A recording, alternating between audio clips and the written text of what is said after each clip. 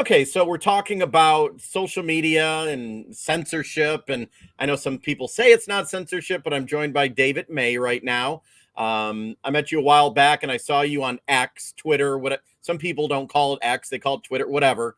You had posted or commented on a discussion that you were on Facebook, and within the last week or so, near the August primaries, you ran into an issue with Facebook.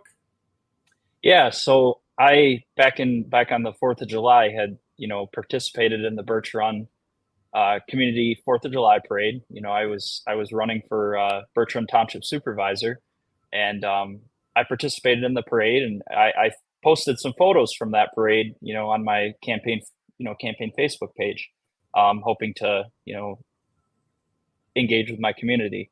Yeah. Recently, here within the last week, one of my photos was reported for, as you can read there, violating community standards on nudity or sexual activity. Uh, What did you think when you first saw that? You had to be like, what the heck are they talking about? I mean, sadly, in this day and age, Dave, I just had to chuckle. It's something that we see from Facebook. The censorship that's occurred, through especially the last 4 or 5 years. It's been a very sad state of affairs that such a powerful company has the power to limit the reach of whomever they want. Um, Yeah, and with this, I'm assuming, and I shouldn't assume, but it was probably a computer generated algorithm or AI that flagged it. But we don't know. I mean, I would love to call up Meta and say, can you have a spokesperson comment on that? But good luck with that. But the thing is, they may have lowered your reach. For those of you who don't know, a lot of people don't know this. The average person, for example, you know this, I think, but if you have 1,000 people that follow you on Facebook, sometimes only like 200 people will see what you post. yeah, and I mean, Facebook is fairly transparent with content creators of how much exposure their posts receive. The algorithm, They, yeah. they show you the insights. Yeah, I made a couple posts in the last week that definitely showed lower exposure to people. So I mean, I think it was very clear that you know whatever status they put my account in, it was limiting the reach of my account. Whether that affected the outcome of my election or not, that's another story. But it has the potential to, right? Yeah, especially. And then when you're on, yeah, like this right here, if they lowered your reach, you're reaching less people. And imagine what that is like on a large scale. If they were to do that to a gubernatorial candidate, a presidential candidate, and they don't have to tell you they're doing it, but obviously you can tell. I still have a violation from Facebook when I posted the picture of Trump after he was shot holding his hand up, and it was just a photo documenting the news. And Instagram said they've lowered my reach. And what that means is they're not showing my stuff to people. I have 30,000 followers on Instagram. Before that happened, maybe 8,000 people would see a post. Now it's hundreds. So it's what do you take? Like a lot of people say they own the platform, they can do what they want with it, but it's so huge though. It is. It's a challenging conversation, especially coming from a conservative mindset such as myself.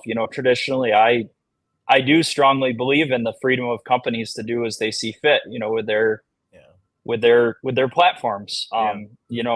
And thankfully, we're in the day and age now that we have wonderful platforms to fall back on, such as X, formerly Twitter, that thankfully Elon Musk has allowed us to freely speak on. I'm not, it's not perfect, but it really has become a wonderful town square for people in our country and across, I mean, really across the world. Yeah, so the free market does it allowed that. You know what I'm doing, I'm on other platforms and I am taking people from those platform from Twitter or not Twitter, Facebook, YouTube, moving them over to that. So, and I guess there are a lot of creators doing it, so maybe the free market does work, but with Facebook it's getting the problem also maybe they do collude, but they work with the government, that's where it gets to be probably a problem. Absolutely. Yeah. That crosses the boundary from it being being the decision of private companies making.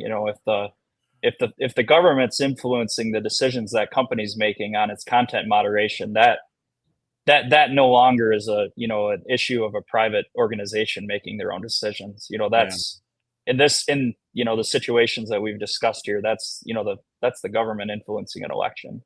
Yeah, and it's scary. Like on Facebook now, I know I'm being watched and targeted by Meta. I'm probably on a list somewhere, but I have to think, like, double think before I post something. What am I saying? Is this going to get banned? It's like they're almost self-censoring you in a way that for me, it's thinking like, oh no. Like when I was reporting the news, I had to watch out. Oh, I'm not going to be allowed to do this story, so I'm not even going to pitch it. It's kind of that Right. kind of thing, which is sad, really. Yeah, and we're really blessed to have journalists such as yourself that decided to step out of, you took the risk to step out of a comfortable position, to really come to a position that you want to share the news with people. Yeah. And you having the access to as many platforms as possible, that have your viewers on is critical. Yeah. And thankfully we have other platforms, such as Locals and X and Yeah. even Rumble, to step out on that we can share our content on. Cool. Okay. Well, I'm sorry the election didn't go how you wanted. But I guess you were willing, you participate in the process, which is that a lot of people who won't even do that. So you're willing to do that. We had a lot of fun campaigning. We met a lot of people. We heard a lot of perspectives. I'm not I'm not planning to go anywhere, in Bertrand and across, really across Saginaw County and the Mid Michigan area, continuing to help influence, getting people that I agree with elected. So, Yeah. thank you. Well, I appreciate it, and good luck with the social media craziness. Well, thanks, Dave. I appreciate you having me on.